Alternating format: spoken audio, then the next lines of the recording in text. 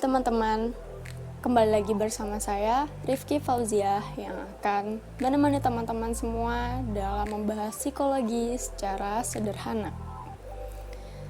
Nah, pada kesempatan kali ini kita akan membahas apa saja sih yang dilakukan oleh seorang psikolog dalam kehidupan sehari-hari atau dalam mengaplikasikan ilmu psikologinya.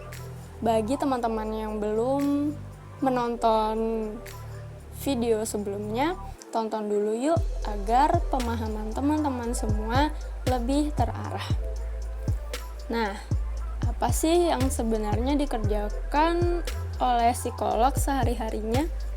Bagi kebanyakan orang, kata psikolog membangkitkan ide tentang seorang terapis yang secara intensif mendengarkan kliennya yang berbaring atau duduk di sofa atau kursi sedang menceritakan masalah-masalah yang dialaminya.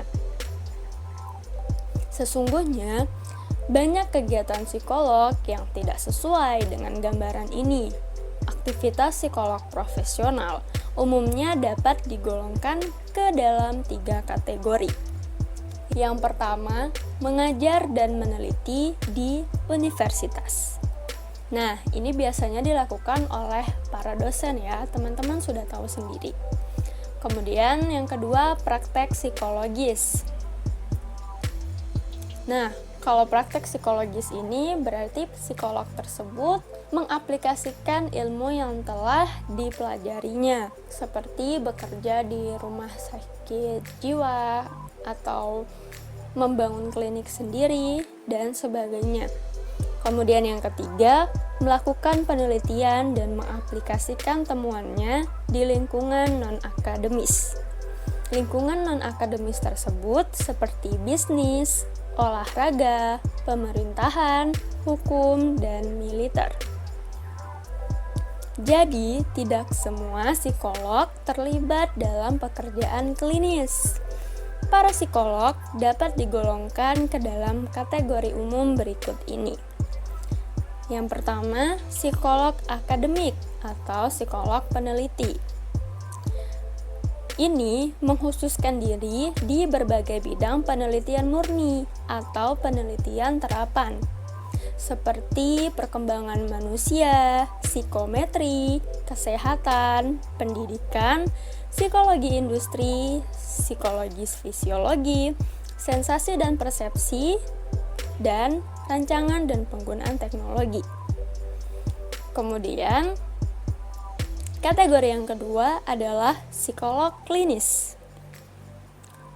Psikolog klinis ini melakukan psikoterapi dan terkadang juga meneliti. Mereka bekerja di berbagai lingkungan berikut ini. Yang pertama, praktek pribadi. Yang kedua, klinik kesehatan mental, rumah sakit umum, rumah sakit jiwa, laboratorium penelitian, dan universitas. Kemudian, kategori yang ketiga adalah psikolog di bidang industri, hukum, dan lingkungan lain. Para psikolog ini melakukan penelitian atau berperan sebagai konsultan bagi institusi seperti olahraga, masalah konsumen, periklanan, masalah organisasi, kebijakan publik, pelatihan militer, dan masalah hukum. Sekarang kita akan membahas apa sih yang dimaksud dengan penelitian psikologis dan bagaimana sih penelitian psikologis itu sebenarnya. Beberapa psikolog menelaah ilmu pengetahuan untuk kepentingan ilmu pengetahuan itu sendiri dengan bekerja di bidang psikologi dasar. Para psikolog tersebut melakukan penelitian murni. Psikolog yang lain menaruh perhatian pada pemanfaatan praktis dari ilmu pengetahuannya dengan bekerja dalam psikolog terapan. Kedua pendekatan ini saling melengkapi. Psikolog terapan memiliki hubungan langsung dengan persoalan manusia. Namun, tanpa psikologi dasar, hanya ada sedikit pengetahuan yang dapat diaplikasikan. Seorang psikolog yang melakukan penelitian mungkin akan bertanya, bagaimana tekanan dari teman sebaya dapat mempengaruhi sikap dan perilaku seseorang? Di sisi lain, seorang psikolog terapan mungkin dapat bertanya, bagaimana pengetahuan mengenai tekanan teman sebaya dapat digunakan untuk mengurangi maraknya pesta minuman keras? Psikologi penelitian merupakan bidang psikologi yang kurang dikenal dan kurang dipahami masyarakat umum. Masyarakat memiliki pemahaman yang kurang mengenai keilmiahan psikologi dan kurang memiliki penghargaan terhadap apa yang dilakukan para peneliti di bidang psikologi. Setelah mengetahui hal ini, kami semua berharap teman-teman memiliki penghargaan yang lebih besar terhadap apa yang telah dilakukan oleh psikolog penelitian dan bagaimana pekerjaan mereka dapat berkontribusi pada kesejahteraan manusia. Yang kedua adalah praktek psikologi. Para praktisi psikologi yang berusaha memahami dan meningkatkan kesehatan fisik dan mental bekerja di rumah sakit jiwa, rumah sakit umum, klinik, sekolah, biro konsultasi, dan tempat praktek pribadi.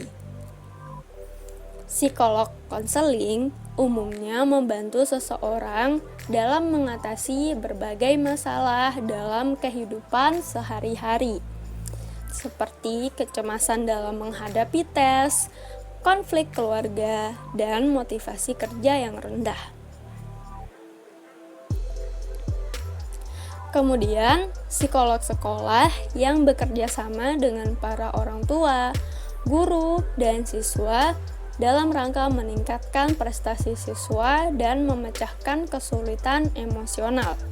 Meskipun demikian, mayoritas tugas praktek psikologi ini dilakukan oleh psikolog klinis. Mereka mendiagnosis, menangani, mempelajari masalah kesehatan mental atau emosional. Para psikolog klinis telah dilatih untuk melakukan psikoterapi terhadap orang yang memiliki gangguan cukup parah. Pada umumnya, orang kerap bingung membedakan antara psikolog klinis dengan psikoterapis, psikoanalis, dan psikiater. Psikoterapi adalah orang yang melakukan psikoterapi. Pada kenyataannya, siapa saja dapat menyatakan dirinya sebagai seorang terapis tanpa pernah memperoleh pelatihan sama sekali.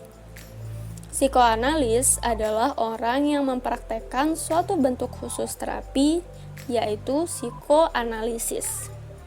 Kemudian, psikiater adalah dokter medis yang telah bekerja untuk memperoleh pelatihan psikiatri, untuk mempelajari cara mendiagnosis dan menangani gangguan mental di bawah pengawasan dokter yang lebih berpengalaman. Meskipun psikiater dan psikolog klinis kerap melakukan pekerjaan yang serupa, psikiater memperoleh izin untuk memberi resep obat kepada klien. Sedangkan kebanyakan psikolog klinis belum dapat memberi resep obat. Nah, sekian dulu penjelasan psikologi pada kesempatan kali ini. Semoga bermanfaat bagi teman-teman semua. Dan kami akan melanjutkan pembahasan psikologi di video-video selanjutnya. Thank you for watching my video. See you next time.